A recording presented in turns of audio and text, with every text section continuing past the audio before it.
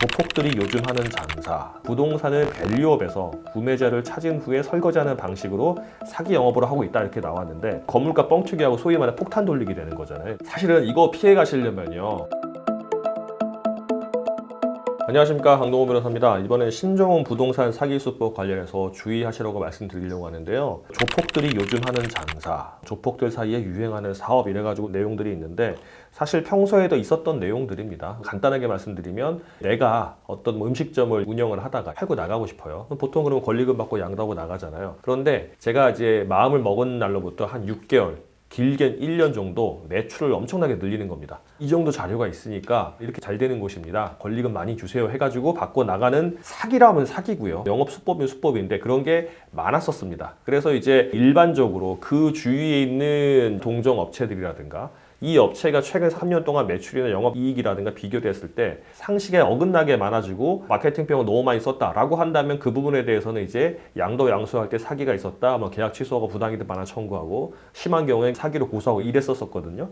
근데 그게 기업형이 돼가지고 진행되는 모양입니다. 어떻게 하냐면 광고나 유튜브, SNS 보면 뭐 XX 부동산 중개법인, XX 자산관리법인 등이 있는데, 이런 업체들이 부동산을 밸류업에서 구매자를 찾은 후에 설거지하는 방식으로 사기 영업으로 하고 있다 이렇게 나왔는데, 이분이 쓰신 걸 보면 뭐 일단 부동산을 사가지고 지인이나 가족을 동원해서 통임차 월세를 준 다음에 그 월세를 아주 높이는 거죠.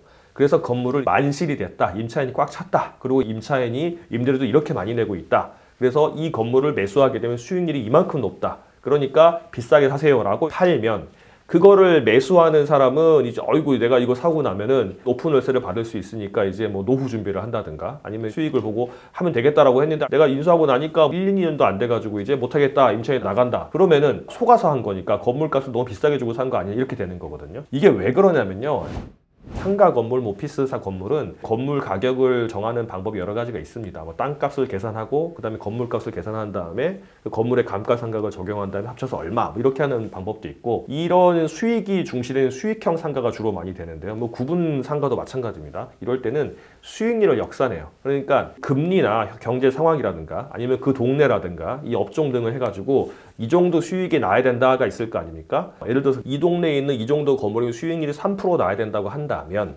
그런데 이 건물에서 나오는 수익이 3억이라고 한다면 이 건물의 가격은 100억이 되는 거죠. 왜냐하면 100억의 3%가 3억이니까요.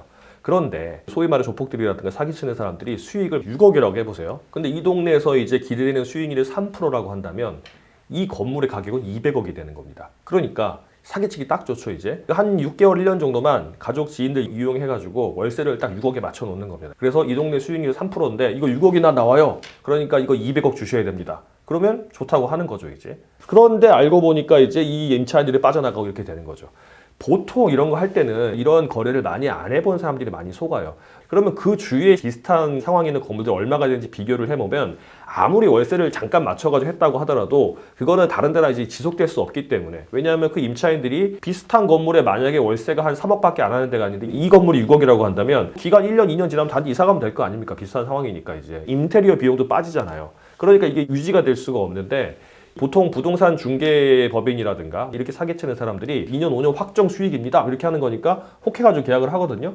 그런데 이제 임차인은 입에 나갈 준비가 돼 있는 거죠. 아니면 뭐 감당할 수 없는 임차인이 있다든가, 이렇게 되면 사실 건물가 뻥튀기하고 소위 말해 폭탄 돌리기 되는 거잖아요. 이런 사기 수법이 커뮤니티에 나오는 거고요. 사실은 이거 피해 가시려면요 아주 신중하셔야 됩니다. 이게 보통 뭐 100억 이상, 뭐 200억 이상 되는 건물들은 사는 주체들은 개인이 잘 없거든요. 개인이라고 하더라도 재력이 있는 분들이 많고 많이 거래 경험이 있기 때문에 잘 안 속아요. 그리고 그 단체나 법인이나 회사들은 이런 거 다 조사해가지고 하기 때문에 안 하는데, 소액 있잖아요. 예를 들어 상가 집합 건물에 이제 한 층에 20개씩 있는 10개층짜리 200개짜리 큰 건물을 조금씩 나눠가지고 파는 경우도 있잖아요. 그거 살 때 이제 내가 5평 사면 수익이 얼마가 나니까 이거 2억밖에 안 한다더라. 근데 알고 보니까 주위 시세는 뭐 5천만 원밖에 안 돼요. 그럼 1억 5천 더 주고 샀는데 임차인이 나가버리면 내가 수익이 하나도 안 나잖아요. 그런 피해를 많이 보는데, 이거는 한 군데만 물어보시면 안 되고요. 또 빨리 하자고 할 때 하시면 안 됩니다. 이게 무슨 말이냐면, 영업이익 이익률을 맞춰가지고 사기치는 사람들은 다 그렇지는 않거든요. 주위에 있는 공인중개사나 이런 사람들이. 그렇기 때문에 적어도 서너 군데 이상 알아보시고, 그 동네뿐만 아니라 다른 지역에 있는 공인중개사 또는 변호사에게 물어봐가지고 이게 맞는지 물어본 다음에 결정하시는 게 맞을 것 같고요. 또 그 자리에서 빨리 해라, 이번 주까지밖에 없는 기회다, 이번 달이 마지막이다, 이거 한 자리 남았다, 이런 거는 거의 다 사기라고 보시면 됩니다.